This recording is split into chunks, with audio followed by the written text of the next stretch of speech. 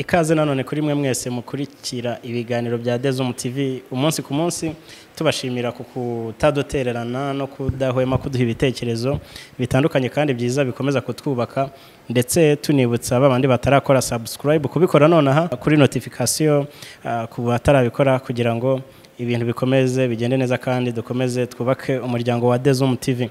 Nkuko mubibona imbere ya kamera zacu turi kumwe n'umubyeyi mwiza.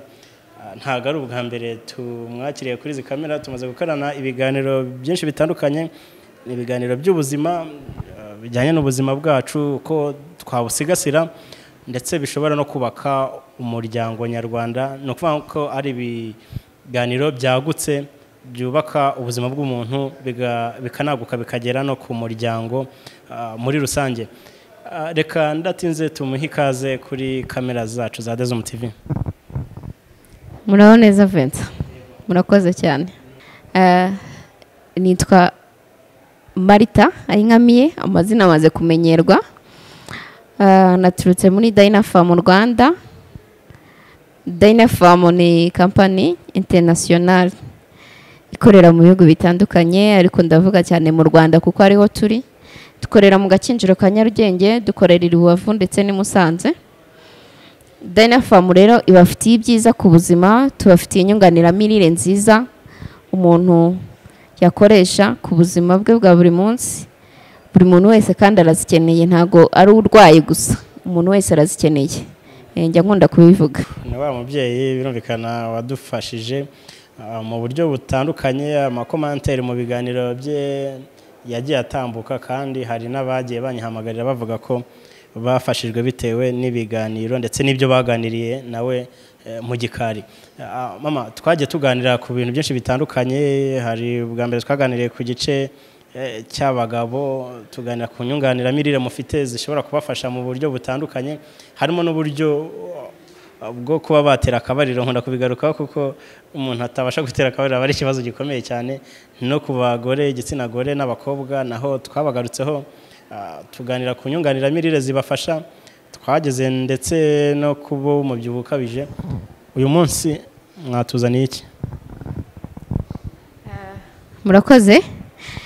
Uyu munsi ndashaka kuvuga ku bantu bafite ikibazo cya Diabete ndetse n'umuvuduko ukabije w'amaraso. Turaza kureba kuko ni zimwe mu ndwara zituruka kuri wa mubyibuho ukabije ubushize twaganiriyeho, ariko kandi turebe n'inyunganiramirire zafasha uwo muntu mu burwayi bwe, zikamufasha kubaho nta complications z'ubwo burwayi akomeye, kandi uburwayi butamujahaje. Vuze ku bya Diabete na hypertension, ni indwara zikunze kuvugwa ko ari indwara zifata abantu bakuze cyane. Ese nibyo koko zifata abantu bakuze cyangwa n'urubyiruko zishobora kubibasira burya abantu bakaba batabizi?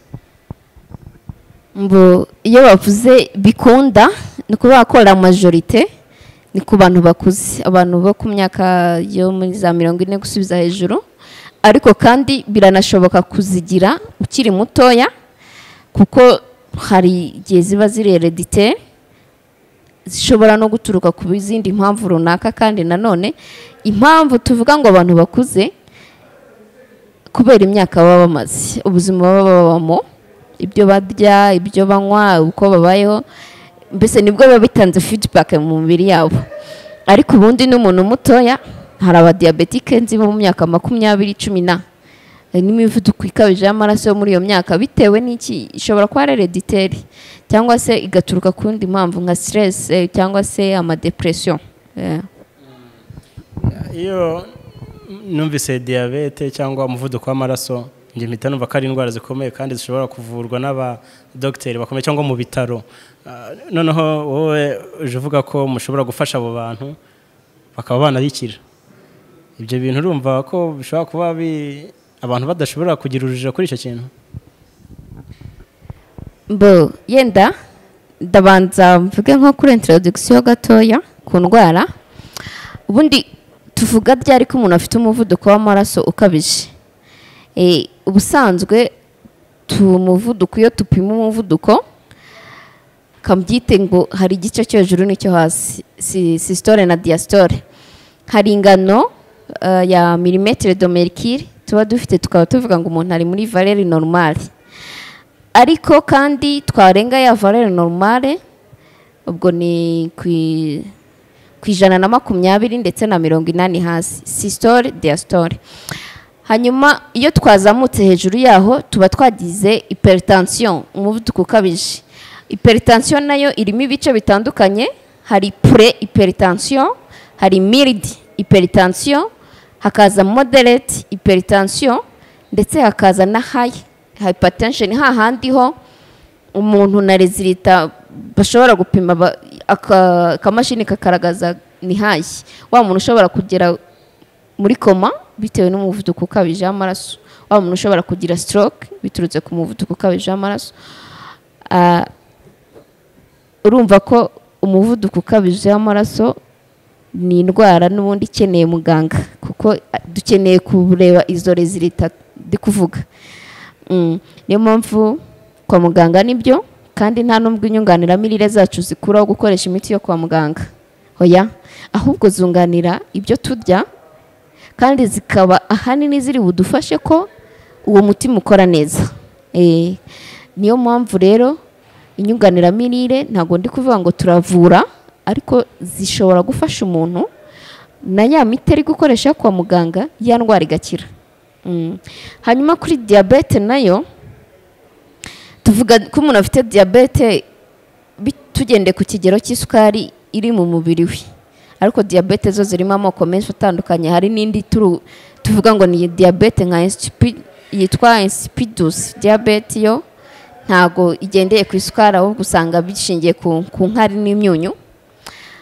Ariko cyane cyane ahangaha nshaka kuvuga kuri diabete ishingiye ku isukari yo mu maraso yacu. Diabete tuzayikonfirma cyangwa se tuzayivuga ari uko twageze kwa muganga koko bagakonfirma ko umuntu ayifite. Kugira isukari nyinshi mu maraso ntago bisobanuye ko umuntu arwaye diabete. Umuntu yemezwa ko arwaye diabete bitewe n'ibisubizo byo kwa muganga. Rero hano ngenda ndavuga ku bantu babizi neza ko bayifite bashingiye ku bisubizo byo kwa muganga, babizi neza ko ndetse bafite imiti bakoresha yo kwa muganga bahawe ibafasha gushyira ku murongo ya sukari iri mu maraso yabo.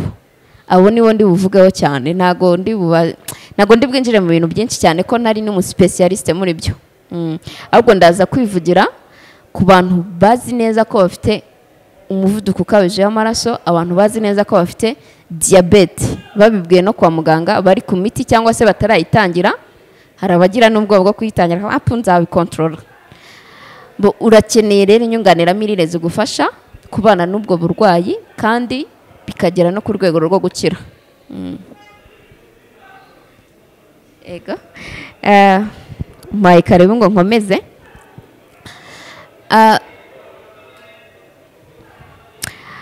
Ubushize navuze ku mubyibuho ukabije, vuga ko uri mu mpamvu zishobora kudutera umuvuduko ukabije w'amaraso ndetse na diabete, bitewe na biriya turya ndetse n'uko tubaho. Ibinure bikaba byahagarika itembera ry'amaraso mu mibiri yacu neza. N'ubundi mbere yo kuvuga ku nyunganiramirire ndabanza mpere kuri discipline.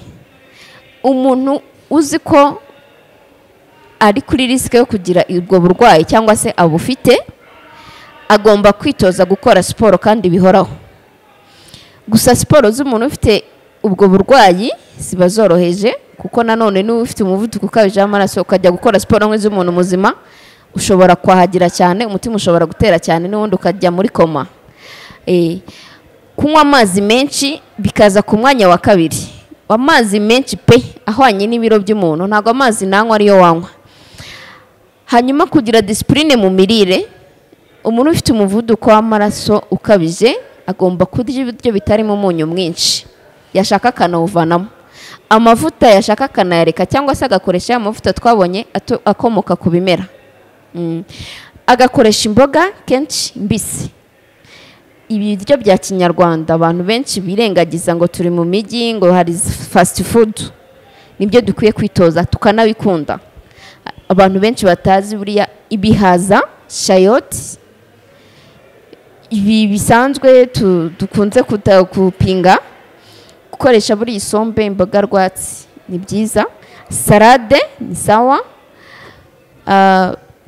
imbuto zo twese turabizi ko ari nziza ku muntu wese nubwo wenda ubushobozi bwaturimita kuzibona kunywa alcohol nabyo ku muntu ufite umuvuduko w'amaraso si byiza alcohol nayo irimo bya binure kandi umubiri wacu budashobora gukoresha niba ubwawo waramaze kwirwarira ibyo dufite mu mubiri umubiri utarabashije kubikoresha ukaba umaze kwirwarira turi kurwana no guhangana n'ibiri mu mubiri wacu turangiramo ibindi kubera iki alcohol twayireka tukanywa amata ni ikinyobwa cyiza tukanywa nayo mazi inzoga tukazihorera hanyuma stress management nacyo ni iyindi ngingo nziza cyane kuko akenshi yenda uzabibona ku bantu bafite imivuduko ikabije y'amaraso cyangwa se n'abadiabetike nashatse kubifatira hamwe utabashije kumanaginga stress uhura nazo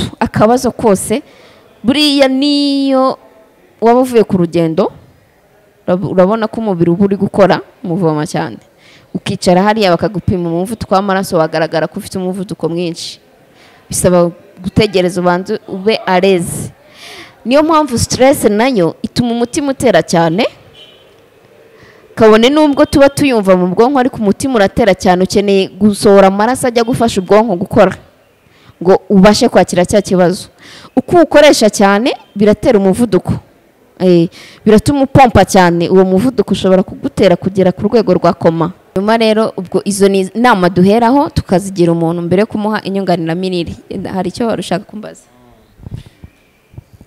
tutabiciye ku ruhande abantu bashakanye cyangwa mu ngo hari ingo zikunze kubonekamo ibibazo by'amakimbirane mu ngo cyangwa amakimbirane y'abashakanye ko cyane cyane burya umuntu mutumvikanye mubana mutumvikana ushaka kugutera ikibazo gikomeye kurusha n'undi w'ahandi kuko ari umuntu muri kumwe umunsi ku munsi ibibazo rero biri hagati y'abashakanye ntibishobora kugira uruhare mu kwiyongera kw'izo ndwara cyane cyane ko bavuze ko pressure ari kimwe mushobora gutuma izo ndwara ziyongera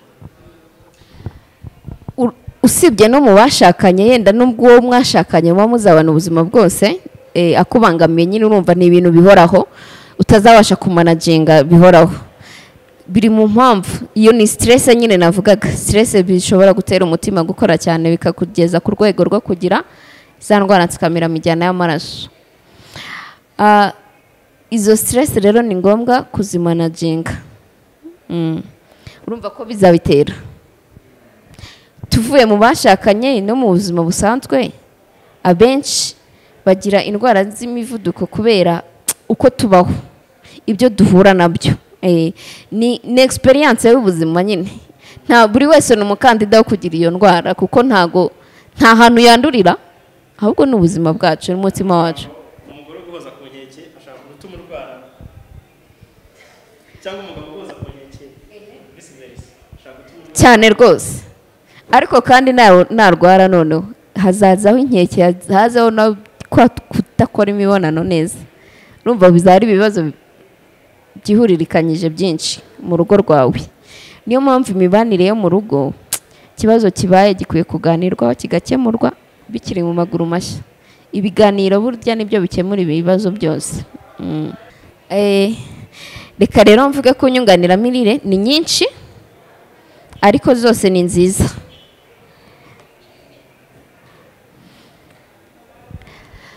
diyari y'ukwidikorofayiro purasi guarana nayivuze ko nta muntu wese utayikeneye buri muntu wese arayikeneye ikibazo cyose yaba afite n'umuntu muzima utarwaye wibona ko atarwaye arayikeneye kandi ayikoresheje azabona impinduka ku mubiri we kuko ikozwe mu mboga ikozwe mu mbuto kandi turabikeneye ni inama dutanga buri munsi ku muntu wese niyo mpamvu iza ku mwanya wa mbere ikora isuku n'isukura ikabasha kuvana mu mibiri yacu bya binure bitari ngombwa y'amasukari asitorinze mu mubiri wacu umubiri udakeneye gukoresha toxic ibintu byose izafasha rero mu itembera ry'amaraso yacu neza hose mu mubiri kandi ndetse no gukorwa kw'amaraso mashya ni nziza rero, niyo mpamvu iza ku mwanya wa mbere ku muntu ufite ikibazo cy'umuvuduko w'amaraso ndetse n'umuntu ufite diabete. Buri wese arayikeneye, impamvu irumvikana ni ukugira ngo isukure umubiri wacu. Hanyuma hari ginseng capsule, mu biganiro bitambutse nayivuzeho, nayise ko ari king of medicine, ntabwo ari njye wayibise, ahubwo byanditseho, wayifata wese yabibona ko handitseho ko ari king of medicine. Impamvu yitwa king of medicine, ifite umumaro mwinshi, imimaro myinshi ku mubiri wacu, kuri buri rugingo rw'umubiri. Reka mvuge ngo turayikeneye. Relieving ama stress cyangwa se kuraho ama stress, kandi twabonye ko stress ni imwe mu mpamvu itera diabete na hypertension. Iyi ngiyi ifasha imwijima, impyiko ndetse n'izindi ngingo z'umubiri wacu gukora, cyane cyane mu ziboneka mu rwungano ngogozi. Iyi kandi twabonye ko ifasha ku myanya yacu myibarukiro. Niyo mpamvu umuntu wese arayikeneye. Umuntu ufite umuvuduko w'amaraso izamufasha, umuntu ufite diabete izamufasha. Is a king of medicine. Yijinko twayivuzeho ubushize, twivugiraga yenda ku mitsi, dushaka kuvuga ngo imitsi y'igitsina cy'umugabo. Reka noneho tugere ku mitsi yacu mu buzima busanzwe y'umubiri wose, kuko amaraso atemberamo. Dukeneye ko amaraso atemberamo kandi imitsi ikaba izibuye, isukuye, abasha gutembera ikanakomera. Niyo mpamvu izaza ku muntu ufite ikibazo cya hypertension, ikozwe muri ginkgo biloba. Izaza ku muntu ufite diabete, kubera ko ari amasukari nyine yo ari mu mibiri yiswarinze mu buryo bwa glycogen. Dukeneye ko avamo isukari ikenewe gukoreshwa igakoreshwa, idakenewe ikavamo, kuko umubiri wacu ufite ubushobozi bwo gukoresha isukari ibitswe mu mubiri ikayidegrada niba ubwonko buyikeneye ukayikoresha. Niyo mpamvu kunywa isukari nyinshi si ngombwa ku muntu ufite ikibazo cya hypertension cyangwa se umudiabetike. Yego, iyi yijinko ni umwami w'imitsi, niyo mpamvu buri wese arayikeneye ufite ikibazo ndi kuvugaho. Hanyuma hari yigarike. Yigarike ikozwe muri tungurusumu. Akenshi yenda dukunze kuvuga ngo abantu bafite ikibazo cya mibe, ariko reka mvuge n'umuntu ufite ikibazo cya hypertension ndetse na diabete, kubera ko mu buzima busanzwe buriya n'inama zihabwa abantu baba diabetike cyangwa abantu bafite imivuduko ikabije y'amaraso, babagira inama yo gukoresha tungurusumu, tangawize, indimu. Ibyo ni ibintu byiza. Rero ni amahirwe ko hari inyunganiramirire ikozwe muri tungurusumu kandi kuri doze ihagije, igenwe ku muntu. Niba byanditswe ngo azafata ibinini bibiri, ni ibinini bibiri azaba ariye za tungurusumu, atabashije gukonsoma mu biryo bye ku rwego ruhagije. Kandi tuzi ko tungurusumu n'ubundi yorohereza wa muntu ufite ibyo bibazo uko ari bibiri, akamererwa neza, isukari ikagabanuka. Ifite ubushobozi bwo kugabanya isukari mu mubiri ndetse n'umuvuduko w'amaraso ukagabanuka. Niyo mpamvu nayizanye nyivugeho, kubera umwanya ntago ndi bujye muri detail ikozwe mu iki, ariko ni nziza. Umukiriya wenda we tuzajya tumugira detail, tumubwira impamvu izamufasha gukora ibyo yifuza.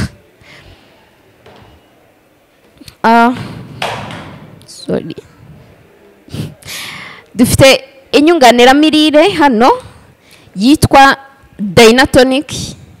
Dynatonic ikozwe mu ruhererekane rw'ibimera 15. Ibyo bimera 15 byose ni ingenzi kuri twebwe.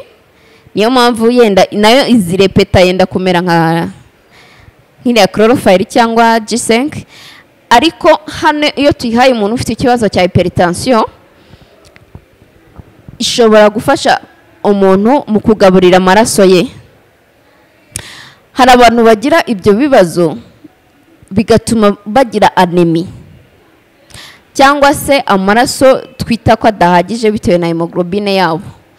Iyo hemoglobine yagabanutse, kuko bizagaragara muri izo kese zombi uko ari ebyiri, tuzamuha iyi Dynatonic yongera igaburira amaraso ye agire ingano ihagije ya hemoglobine, ubwo anemia iveho. Mbese ayo maraso aba atembera mu mubiri atari ubwinshi gusa ahubwo anatembera ari mazima nyayo yujuje ibisabwa.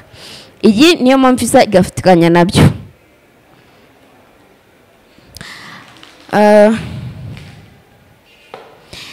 Reka niyenda nongere mvuge kuri ya soybean mwisha ivu jinja kubera ya tangawizi irimo. Aka gakofu umuntu ashobora kukikoreshereza bisanzwe yifitiye ibyo bibazo byombi, kubera ko katangawizi ni keza ku muntu ufite hypertension, ku muntu ufite na diabete. Twabonye umumaro wako mu biganiro bitambutse.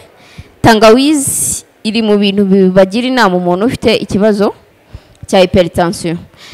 Aka gakofi n'ababaye agakoresha ntacyo kamutwara, ariko ndavuga cyane kuri kofi ya instant coffee mixture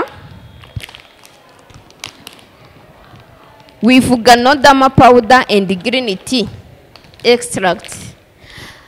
Kenshi mu matwi yacu twumva ngo tever cyangwa se green tea. Iyo green tea mu mahoteli tuzayisangamo. Green tea umuntu mu rugo azayigura yikoreshe kubera impamvu, kubera intego runaka. Niyo mpamvu iyi green tea natwe turabifite nk'inyunganiramirire izafasha umuntu ufite ikibazo cya hypertension cyangwa se ufite ikibazo cya diabete. Kandi iyo ni inyunganiramirire none kuyikoresha rero ni nziza. Mu buzima busanzwe wayihorana nk'uko n'ubundi muntu agura tever yo kujya akoresha mu rugo.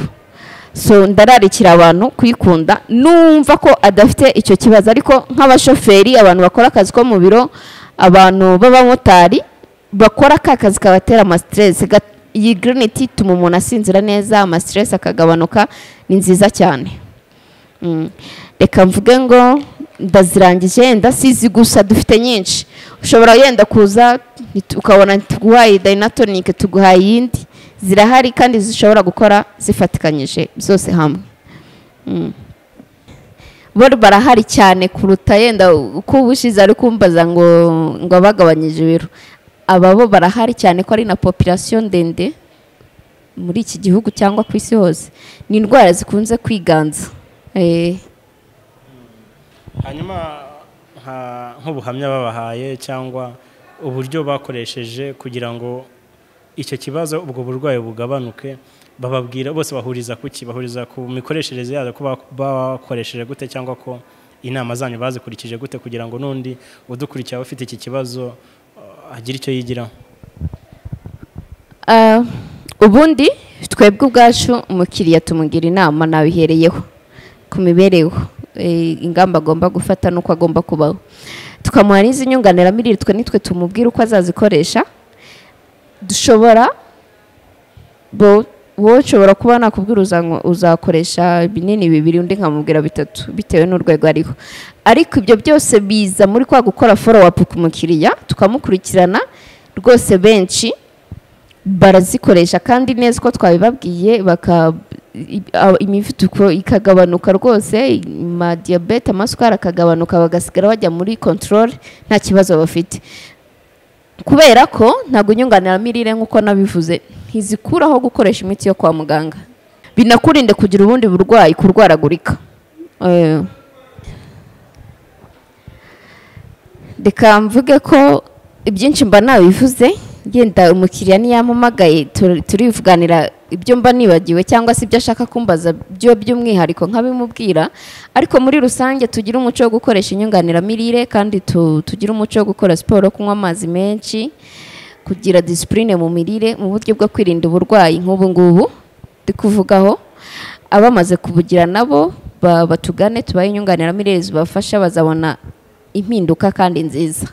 Hanyuma kutubona telefone ni 0786 385 682.